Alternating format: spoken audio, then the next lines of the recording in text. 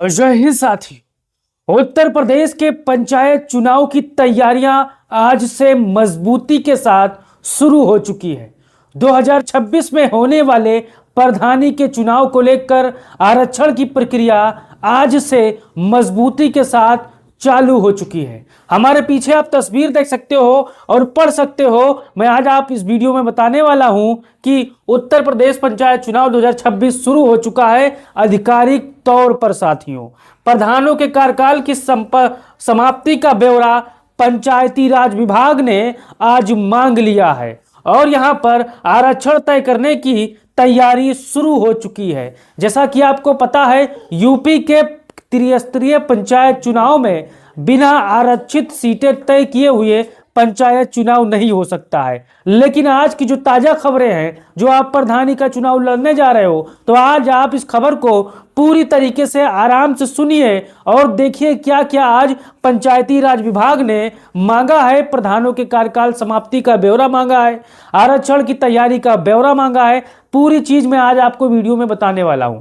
अगर आप ये वीडियो YouTube पर देख रहे हो तो चैनल को सब्सक्राइब कर लो, फेसबुक पर देख रहे हो तो पेज को फॉलो कर लो। अगर पहली बार प्रधानी का चुनाव लड़ने जा रहे हो तो आप अपना राय जरूर दो और बताओ कौन सी चीजें आपको आसान लगती है और कौन सी चीजें आपको कठिन लगती है। अब यहां पर आप देख सकते हो, यूपी पंचायत चुनाव की प्रक्रिया आधिकारिक तौर पर शुरू हो चुकी है। साथियों, आप खबर पढ़ेंगे कल के अखबार में तो आपको यह खबर देखने को मिलेगी। यूपी सरकार और पंचायती राज विभाग ने पंचायत चुनाव 2026 की तैयारी शुरू कर दी है। अब चुनाव कराने की पहली औपचारिक कार्रवाई शुरू हो चुकी है, आधिकारिक कार्रवाई शुरू हो चुकी है। यानी आज से पंचायती राज विभाग ने सारे चीजों को अपने हाथों में ले लिया है। अब यहां पर देखिए, प्रधानों के कार्यकाल का पूरा ब्यौरा आज पंचायती राज विभाग ने मांग लिया है। यहां पर आप देखिए, पंचायती राज निदेशक ने सभी जिलों के अधिकारियों से कहा है कि किसी प्रधान का कार्यकाल कब शुरू हुआ, किसका कब खत्म हो रहा है। बीडीसी और जिला पंचायत सदस्यों का भी पूरा डेटा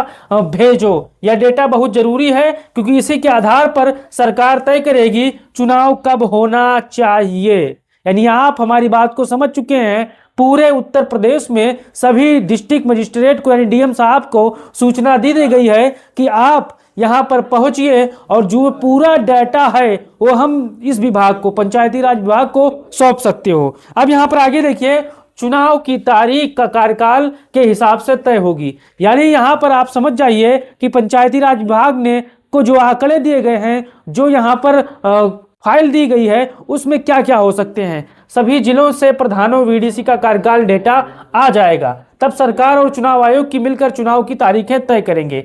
यही वजह है कि सरकार ने तुरंत कार्यकाल का रिकॉर्ड मंगाया। साथियों, यानी उत्तर प्रदेश की वर्तमान सरकार ने पूरे प्रधानों का लेखा जोखा मंगा लिया है अपने टेबल पर रखने के लिए। साथियों, अब यहां पर आगे देखिए, मतदाता सूची वोटर लिस्ट की तैयारी चल रही है। पुराने मतदाताओं के नाम चेक किए जा रहे हैं, नए वोटर जोड़े जा रहे हैं, गलत डुप्लीकेट नाम हटाए जा रहे हैं। इस पूरी प्रक्रिया को SIR special intensive revision voter list संशोधन कहते हैं। जब यह लिस्ट फाइनल हो जाएगी तभी चुनाव की तारीखें यहां पर घोषित होगी। साथियों, अब यहां पर आगे देखिए, इस बार भी बैलेट पेपर से चुनाव होगा। यानी हर बार की तरह इस बार उत्तर प्रदेश के पंचायत चुनाव में बैलेट से ही चुनाव होगा। यूपी पंचायत चुनाव में अभी भी बैलेट पेपर से मतदान होगा, ईवीएम का इस्तेमाल नहीं किया जाएगा। यानी उत्तर प्रदेश में एक बार फिर से बैलेट पेपर का इस्तेमाल किया जाएगा। अब यहां पर आगे देखिए साथियों, आरक्षण तय करने की तैयारी। जैसे ही पंचायती राज विभाग ने पूरा डाटा मांगा है, तब से ये क्लियर कट हो गया है कि अब आरक्षण की तैयारी की पहली सीढ़ी शुरू हो चुकी है। यहां पर आप देखिए, सरकार को यह तय करना है कि कौन सी सीट पर महिला के लिए होगी, कौन सी सीट ओबीसी एससी एसटी वर्ग के लिए होगी। इसके लिए आरक्षण का नया फार्मूला तैयार किया जा रहा है। यदि आरक्षण तय होने में देरी होती है तो चुनाव में थोड़ा समय लग सकता है, लेकिन जिस हिसाब से तैयारियां आज से मजबूती के साथ आधिकारिक तौर पर शुरू हो चुकी है, उससे बहुत ही कम दिन के अंदर यह फाइनल हो जाएगा। आरक्षण की पहली सूची जारी होगी, उसके कुछ दिन बाद आरक्षण की दूसरी सूची जारी होगी। उससे कंफर्म और क्लियर कट हो जाएगा कि आपके गांव में कौन सी सीट परमानेंट आएगी। साथियों, एससी आएगी, ओबीसी आएगी या एसटी आएगी, इस चीज को आपको जानना है। अब यहां पर देखिए, कुछ कामों में देरी भी हो रही है। वो कौन काम ऐसे हैं जो आपको देखना और समझना चाहिए। ओबीसी आरक्षण तय करने के लिए आयोग बनाना अभी बाकी है। ये काम में थोड़ी देरी हो रही है। कुछ सरकारी फाइलें अभी आगे नहीं बढ़ी है। कुछ ऐसी सरकारी फाइलें हैं जो आरक्षण संबंधित हैं, वो अभी एक विभाग में अटका हुआ है। इसी कारण तारीखों की घोषणा अभी रुकी हुई है साथियों। लेकिन यहाँ पर देखिए क्या क्या पूरा हो चुका है, यानी पंचायत चुनाव की तैयारियों को लेकर कौन कौन से काम पूरे हो चुके हैं, इसको आपको यहाँ पर देखना है। चुनाव की प्रक्रिया शुरू हो चुकी है, कन्फर्म हो चुका, आधिकारिक तौर पर हो चुका, कार्यकाल का ब्यौरा मांगा गया है, यह भी शुरू हो चुका है।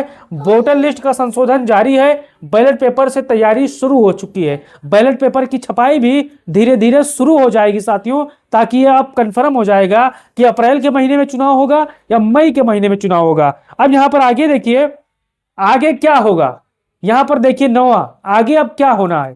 तो आगे क्या होगा, जब 3 काम पूरे हो जाएंगे, सभी प्रधानों बीडीसी का कार्यकाल डेटा जिलाधिकारी सौंपेंगे यहां पर सरकार को, वोटर लिस्ट फाइल यहां पर फाइनल हो जाएगी, आरक्षण की तैयारी यहां पर पूरी कर ली जाएगी, तब चुनाव आयोग चुनाव की तारीखों की घोषणा कर देगा। यानी यहां पर आप बात समझिए, पहले क्या होगा, सभी प्रधानों का बीडीसी का कार्यकाल डेटा यहां पर चुनाव आयोग और सरकार के टेबल पर होगा, वोटर लिस्ट फाइनल हो जाएगी, आरक्षण की लिस्ट यहां पर तैयार कर ली जाएगी। अब आरक्षण की लिस्ट 2 आनी है, एक पहली आनी है, एक दूसरी आनी है। तो पहली आरक्षण की जब आरक्षण की सूची आएगी तब उसमें आप संशोधन भी करवा सकते हो आपत्ति लगाकर। आपत्ति कैसे लगाना है मैं आपको आगे वीडियो में बताऊंगा। तब तक आप इस चैनल को सब्सक्राइब कर लीजिए ताकि यूपी के पंचायत चुनाव को लेकर हर खबर आपको सबसे पहले मिले। अब बताइए आपका क्या सवाल है, आप किस चीज़ से कंफ्यूज हो तो अपना राय जरूर दे सकते हो। अगर ये वीडियो आप फेसबुक पर देख रहे हो तो पेज को फॉलो कर लो, यूट्यूब पर देख रहे हो तो यहाँ पर चैनल को सब्सक्राइब कर लो। यानी आज यूपी में पंचायत चुनाव को लेकर तैयारियां शुरू हो चुकी है। अब आपका क्या राय है इसको लेकर, क्या आप तैयार हो या नहीं हो, अपना राय दीजिए और वीडियो को शेयर करिए साथियों। जय हिंद।